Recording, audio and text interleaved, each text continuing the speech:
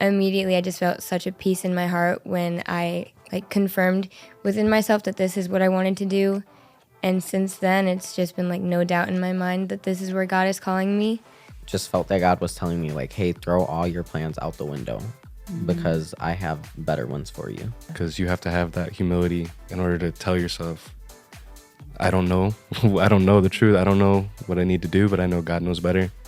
The fire and the hunger for more of God. I think I have, I'm very solid in my identity with Christ, and I know that part of my walk is good, but I think the other part of wanting to, just that hunger to learn more, to grow more. Hey everybody, welcome back to the New Life Podcast. I'm really excited for this episode. We are going to be talking all about our new leadership initiative here at New Life, and that is called Project 72.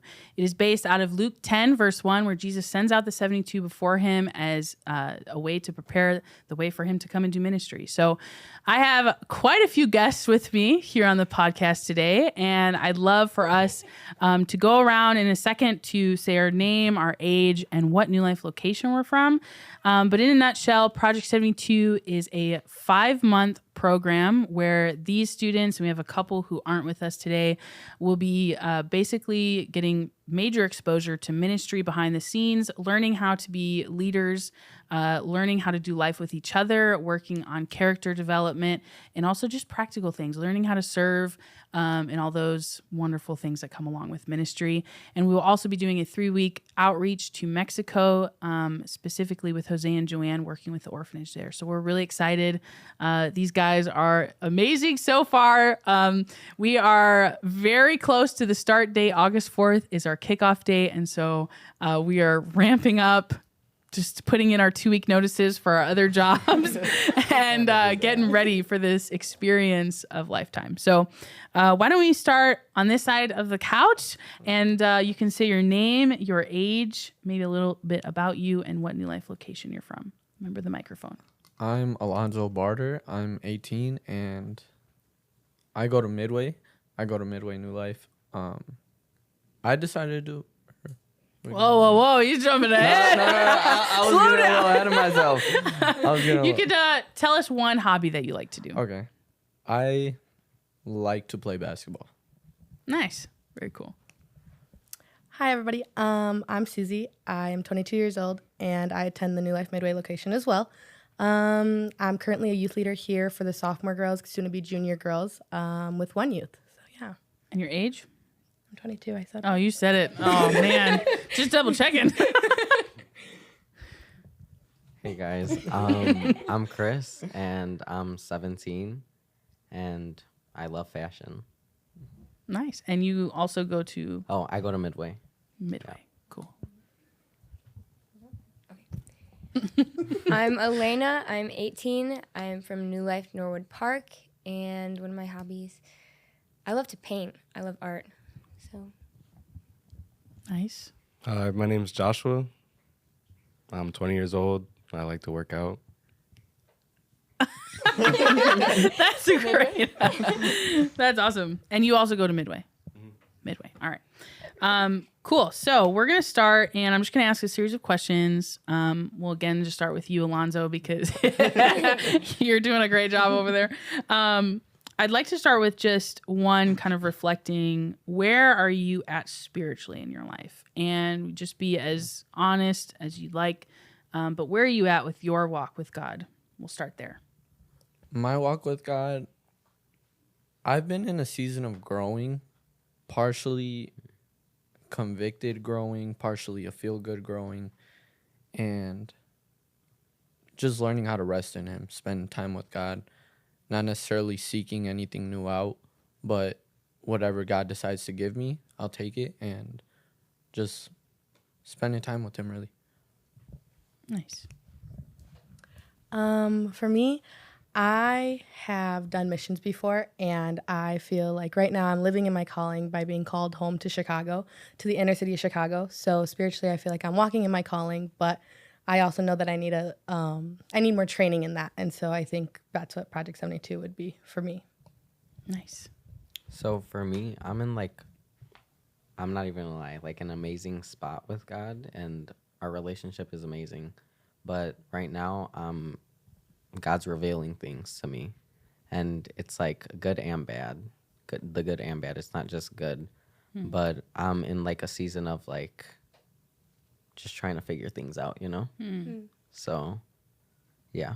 Yeah, I mean, I think everyone's trying to figure Yeah. out like, wait, Yeah, what's my right. purpose in life and what am I Yeah. created for? And so, yeah, thanks for sharing that. Lena or Josh, we don't have to go in order either, but Yeah. We're good.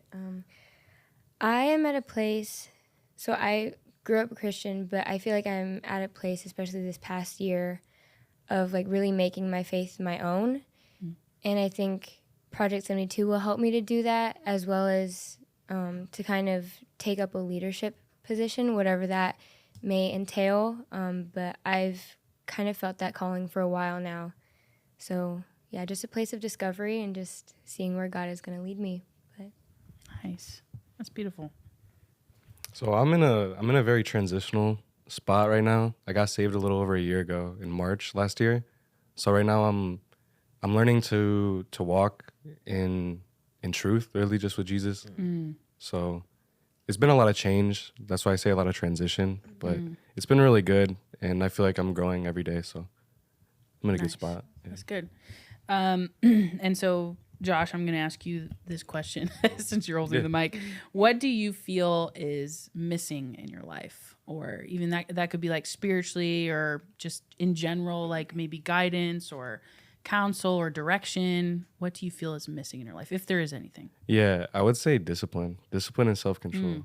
It's there, but it's not as good as I want it to be. So that's something I've been working on. Definitely just self-control. Yeah. Well, it's hard to gain.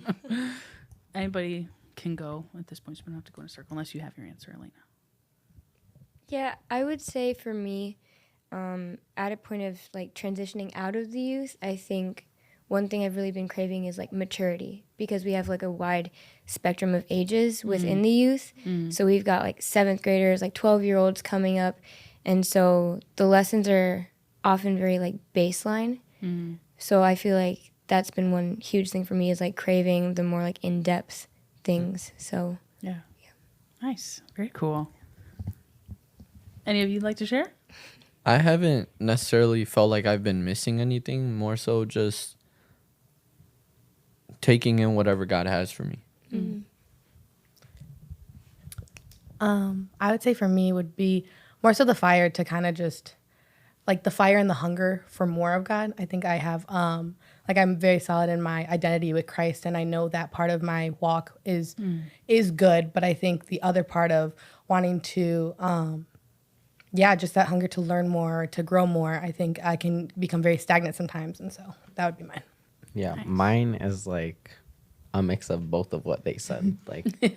Like I'm kind of like not rushing things, but it's like a constant like, oh, I want to know more and I want to receive more, but I'm not taking that time to like just sit with the Lord and let Him tell me things. Yeah. So I think that's something I have to work on. Yeah. No, I think it's a very special, unique place to be in. One, your age, but then also just like Project 72 is supposed to be this set aside time where you can do those things and work on those habits like discipline or spending time with God and getting to know Him. So it's a real special time in life. Like there's not really another age in life where you can just drop everything to go and do this program and like live in a house full of people, which is another element of Project 72. We will be living in a house all together, learning how to cook and how to clean and just loving each other real close up. And it's going to be a lot of fun. But that does confront a lot of things like our comfortability and what works for you is maybe not what works for other people. And so you learn how to love people through action and those little things that, you know, might bug you normally. You just have to love that person through it. So my next question is, what is your why in doing Project 72? And you can even share a little bit of the story as to maybe how you heard about it or what brought you to the decision. What's your deep why? Like, why are you giving up your job to do 5 months of this? Why are you moving into a house of people that you don't know? Why are you wanting to go into ministry? And so kind of you could take some time to like elaborate on this one a little bit, but what is your why in doing Project 72? And whoever feels ready can start. So for me, I like my parents and like my sibling always like were like, and other people around me, like even like Susie and like family or church family, but would be like, why don't you do missions? Like, why don't you like, why don't you? Just why? Yeah. And it was like something I just never wanted to do and never really felt called to do. But when I heard of Project 72, I felt like this calling, and like it was kind of like an immediate decision. Like I just knew. Yeah. And I also asked God like beforehand. I was like, God, like if it's your will, let your will be done, and make a window. And Yeah, like Project 72 is a perfect window for me to like be doing this. And as soon as like Susie told me about this, I was like, hey, I have to text Lauren. Like what's Lauren's number? I have to text her right now. So yeah, I just feel really called to do this like in this moment. Yeah, yeah. And missions being a part of that. Yeah. Yeah. Yes. I think for me, like I previously had said, I've done missions before, and I always knew I knew I was called back home to the city of Chicago, but I also felt called to Mexico in that. And I thought it was really cool when I heard about Project 72. I was like, Lauren, like I want to be a part of this immediately. The minute I heard about it, I was like, I want to be a part of this. How can I do that? And she challenged me to pray about doing it, but I had just gotten a full-time job, and I wasn't able to, and I like didn't think to myself, I was like, no, like there's no way I can leave the job that I had just gotten. And then something fell through with that job, and that day, Lauren had come to New Life Crossovers group, and she had shared about it again, and I just knew like God immediately was like, you need to apply. And so I applied, and after meeting with Lauren and everything, I just felt so much peace with it, and it was so cool that I get to experience the in and outs of full-time ministry in Chicago, but also experience the ministry in Mexico to see if I want to do that even more long-term. So I feel like it was completely God that confirmed all those things for me. That's so cool. That's awesome. So I was college bound. I had like everything lined up, and my heart wasn't in it. I had gotten accepted into like my dream school and just wasn't feeling it. And then late last year, Lauren and I were talking, and she brought up Project 72 and like the perspective idea of it. And we just like started talking about it, and I immediately felt like this was something I wanted to be a part of. So we started meeting, and immediately I just felt such a peace in my heart when I like confirmed within myself that this is what I wanted to do. And since then, it's just been like no doubt in my mind that this is where God is calling me. So, yeah. It's awesome. For me, Rock, Project paper, 70 scissors. Just like, For me, Project 72 came right after graduating high school. I didn't know what I necessarily wanted to do after high school. I had a variety of career paths, and I didn't know what to take. So when Project 72 came up, I was like, I'm not in college yet. I'm not in school yet. I'm not in training yet for whatever job or career I wanted to take. And with that, Project 72 comes along, perfect time window, like how Chris said. So I started praying on it, and God starts closing these doors for other jobs, closing doors takes away my desires for different careers. And Project 72 is what I ended up on. And I think God is calling me to ministry. So I think this is the next step. so cool. Yeah, for me, there's a lot of reasons. Number one, I remember I really feel called to do a mission. I felt that for a while ever since I got saved, and I never really took it seriously though. I felt that desire, but I've never done it. Another reason, I've been just looking for. I'm 20 years old. I got out of high school like 2 years ago, so I've been looking for sort of almost like a career or just something to do. I've always known once I got saved, my purpose and my calling was to preach the word of God, but I didn't know exactly how to get there, how to start with that. So I think Project 72 will do a very good job at transforming me and giving me those like godly characteristics and godly habits to get there, and just a foot in the door with ministry. So. Yeah. Yeah, that's so cool.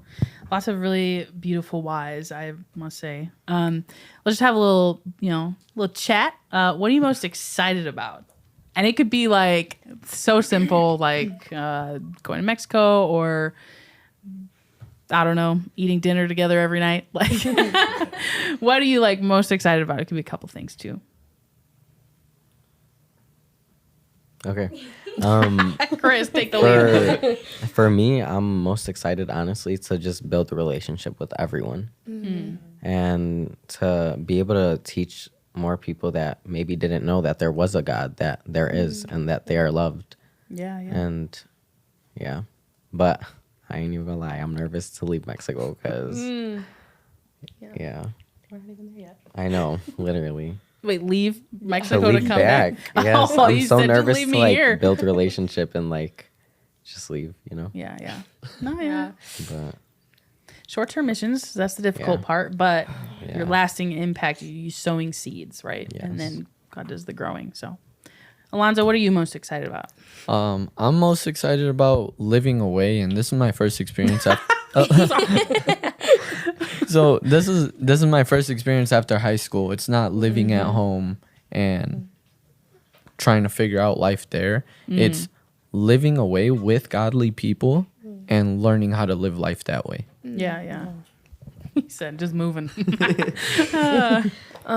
Honestly, I'd agree with both of them. I like the same, just graduated high school, and so this is, I think, a safe way to kind of venture out. You know, it's not like immediately jumping into living in dorms with complete strangers, but we've kind of already gotten to know people. So I think it's just going to be really amazing to like figure out all the dynamics and like, you know, each person's little habits that you kind of pick up on, and it's just, yeah. So I think it's going to be really exciting. Yeah, that will be good. I'm excited for Mexico, first and foremost, but also excited to kind of learn more about New Life as well. Like learn more about the in and outs of New Life. I grew up at New Life all my life, and it's kind of just cool to see like how a Sunday service comes about, or how all the little ministries that New Life is involved with comes about. So I'm excited about that, but also building the community with everybody here. I think community is such a fun part of missions, and so just learning that and like just getting close and everything with everybody. Yeah, because you've lived in community before. I have. Yeah. Yeah, I did do another missions program for 6 months, and I lived in a house full of 10 people. So what was Yeah. what was like a highlight of that, and like like what was your favorite part about living there?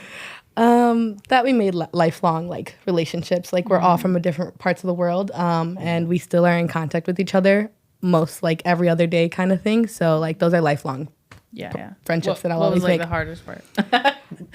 Tread lightly. No, I'm just kidding.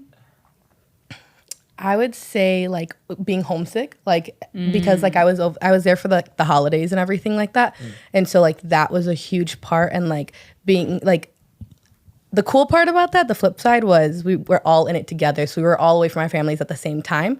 But the sad part was like they weren't my family, they weren't like my blood family, like my parents or anything like that. So that was hard for me. Yeah.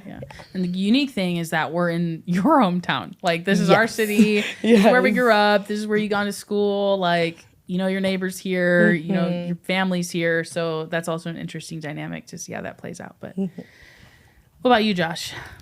I relate to you, Susie, a little bit with like I want to be able to see the behind the scenes of everything, sort of like what goes on, what people don't really see. Another thing, definitely the fellowship, just being able to hang out with other godly people, you know, people that are walking the same path. Yeah. And people that are going to challenge me and push me to do better. So I'm Yeah. very excited about that. Mexico, I'm excited about that as well. I've never been there, so Oh, okay. Wait. First So how time. many of you have like actually left the States?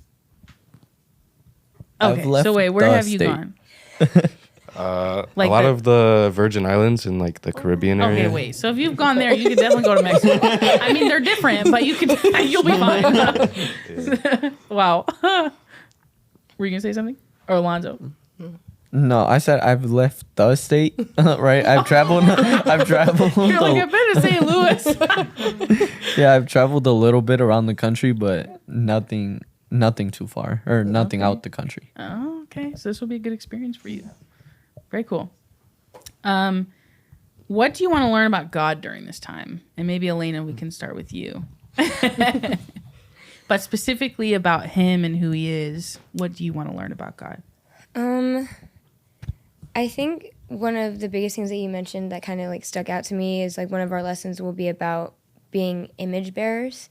So, you know, growing up in church, you hear a lot about like God's grace and God's love and how we should like embody that, but kind of figuring out what exactly that means and how we kind of integrate that into our everyday lives. But yeah, just like learning more about his character. So Yeah, you got to know who you're exemplifying. yeah. Yeah, that's beautiful. Josh? Yeah, Since one you thing. got I'm handed the one mic. thing I'm thinking of right now is just more of how he works through community, how he works through people around you. Yeah, Yeah, that's really all I can think of. that's beautiful. Something me and Chris have talked about was like interpreting things. So interpreting God's voice or what he means when he tells you certain things.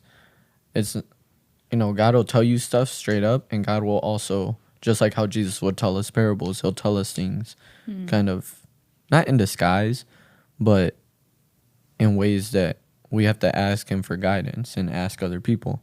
So kind of to see how God speaks to us in different ways. Yeah, that's very important. You got to, it's so important just to a relationship, right? You got to communicate. I would say for me would be, I think it's such a cool opportunity that we're in the inner city of Chicago. It's so easy to go out into a different country where you don't know anybody and preach the gospel and share like all that God has done for you. But I have found it way more harder to do it in a city that you know, like a city that you know that you know the people, your family knows that you go to church, but they might not be believers and stuff like that. So I think for me would be how God is working in our homes. Like again, when you hear about missionary, you think about other countries, but it's like it's so cool that we're able to do it in Chicago. So. Yeah, for sure. So for me, it's like I don't really know I don't know what this is called, but like just to see how God can like change your plans, because I know like going into this, like I was like, hey, after this I'm going to college, but we recently had this retreat and I like just felt that God was telling me like, hey, throw all your plans out the window because I have better ones for you. So it's like seeing how God can like just open doors for you that Yeah. like I don't really know. I Yeah. don't know how to explain it, but just to see how God can open doors and change your life, you know? Yeah. Yeah. Would you say that it's similar? It's like lordship, like Jesus, you have the opportunity to guide where my Yeah. life may Yeah. go, and I'm going to submit to your plan Yeah. being better than mine. Yes. Yeah. It's very difficult, but it's the most Yeah. freeing and most beautiful thing, I Yeah. think, when God invites us And- to release our plans to Him. Yeah, and like going into this, like I was always nervous about like when I would think of missions, I was always like, ugh, like missions. But when I found out about Project 72, it was like immediate peace, and it was like I still have peace till this day, like of just like this is where I'm supposed to be, you know? Yeah, yeah. So- Oh, I love when you find that little like where God calls you and then you're in it and you're just like, I have no doubts. Yeah, like I'm not doubting anything. I'm excited for everything, Yeah. even the bad. Like Yeah. even When the it gets bad, hard, it's guys. really nice to lean back Yeah. on that. Like, no, God, you've called me to this. This is exactly where I'm supposed to be, even Yes. though it's really hard. And will be really hard sometimes. But we're going to have so much fun. All right. Last couple questions here. What do you, if you were to like take an examination of yourself and your own heart and how you're operating, you know, I know Josh mentioned discipline and other people have mentioned other things that they want like to develop during this time, but what do you hope to develop in your heart during this time? So not just like practical, you know, habits or things like that, or knowledge of ministry and things about God, but what do you hope to, if you could look at yourself the first day on August 4th, moving in, everyone's excited and jittery and nervous and unsure what they just signed up for, to December 18th, the very end, and you're moving out. What do you hope to be different in your heart at the end of this? I want to be humble, right? In my relationship with God. I think what that means like for me is no longer being prideful, no longer thinking my ways are better than his. So when he tells me something or he calls me to do certain things, I'm no longer disobedient with that, but I obey him and I choose to do what he tells me to. Yeah, that's huge. So, for me, I want God to like change my heart because I am living for the Lord and love the Lord, but there's still some things like I'll see like certain friends going out and hanging out, and I'll be like, dang, I want that. I want to not want that. So I want my desires to change. Yeah. Wow, that's big. Susie? I'm thinking. Oh, okay. All right. We'll hop over to Elena. I think not only necessarily with God, but as well as working on my heart with people. I would like to walk out of this with a spirit and a posture of like receptiveness, because I feel like I've been very closed off on allowing him as well as other people to like genuinely pour into my life and like give into my life. But I'm always like, no, I want to give to other people. So I think having that posture of receptiveness would be a huge life changer. Yeah. That's big. Josh, we'll go first and then we'll go to Susie. I definitely relate with Alonzo here. I say humility. Humility is a big one. Humility and just a willingness to obey. Definitely. I think those kind of go hand in hand. Yeah. Because you have to have that humility in order to tell yourself, I don't know. I don't know the truth. I don't know what I need to do, but I know God knows better. So humility, a willingness to obey, and just a more loving heart, more kind, just caring, more just compassionate, I think. Definitely. Yeah, it's big. Sorry, it took me a minute, but I think Josh hit it right on point. Obedience, like a heart of obedience. I think it's really.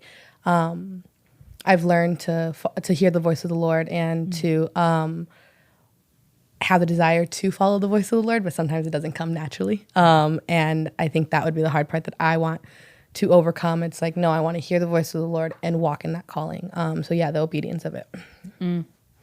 Maybe Susie, you can answer this next question. All right. What do you feel will be most challenging for you personally?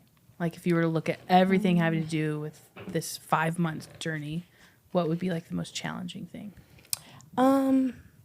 Honestly, I'm more worried about like disconnecting from my life already in Chicago. I think it's like, like my family's here, so it's like I want to be involved in those little things, like especially throughout the months. I mean, birthday parties come up, like other things come up, and so that I think is the most like challenging that's going to be for me. But spiritually, I think it would be being more teachable and not just like going in, hey, I've learned about this subject already. Like, I want to be able to be like, no, what more can I learn about this subject? Yeah. That's good. I'd probably say people being, or Christians, because my family isn't Christian, but fellow Christians to be able to point out my deeper flaws. You guys are going to be so close to me. We're going to be living together, and you guys are going to see every little flaw I have. And I'm not going to be able to hide it. At church, I might be able to cover up something that bothered me at home. But I'm going to be living with you guys, and you guys are going to have to point that out. And I have to be able to adapt to that. Yeah. Did everyone just hear that? Yeah, Gave us permission. Yeah. That's so true, though. You can't hide like you just you won't be able to. Yeah. Does that scare you guys, or And, does like, that kind of make you like a little excited? No. A little bit of Exciting both. because Yeah. he is always telling me like whenever I'm with him and like I tell him something and I always tell him beforehand like, hey, I don't want to annoy you, and he'll be like, he like gets mad at me and he'll be like, don't say that and just tell me, because 9 times out of 10 the things you tell me I need to hear and I need to like apply to my life. So yeah.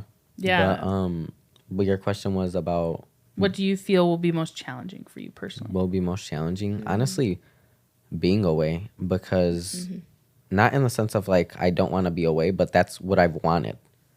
So I'm gonna have to just keep relationship with like people back home, and it's like I'm gonna be honest with you guys, like like when I'm gone. Like no one hears from me. Like I'm not texting people. Like so I think it's gonna be like a big one to just keep relationship with like my family and keep them updated, because Yeah. growing up like I never had to do that until Yeah, yeah. recently. Yeah. So Yeah. It's gonna the be- doorway into adulthood Yeah. where you have to make more intentional decisions. Yeah. But yeah, that's definitely so valid.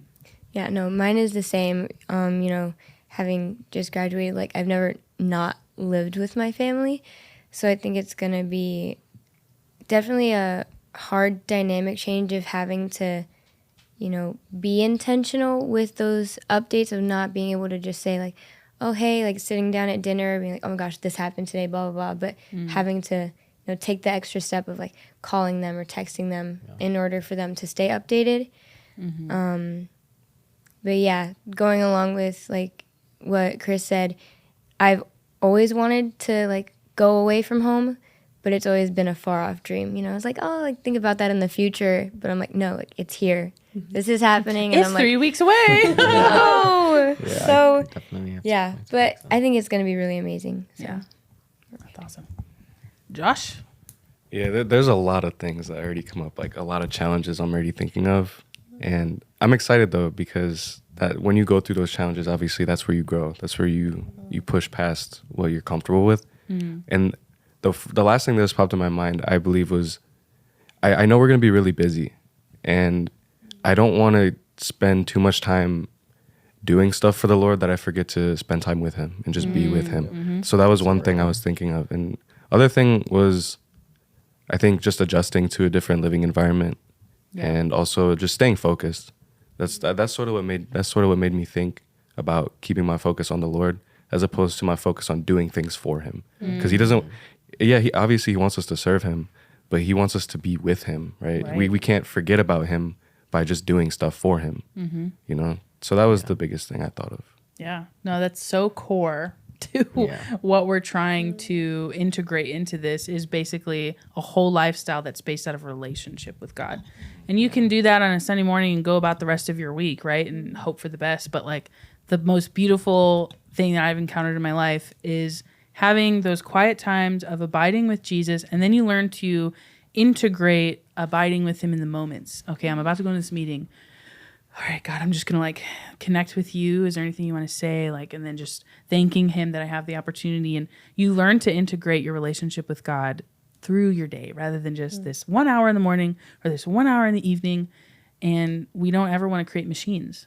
My whole goal in Project 72 is not to create ministry machines where you guys get so much work done and you're just like checking off the box and you're like going above and beyond. I don't care about that.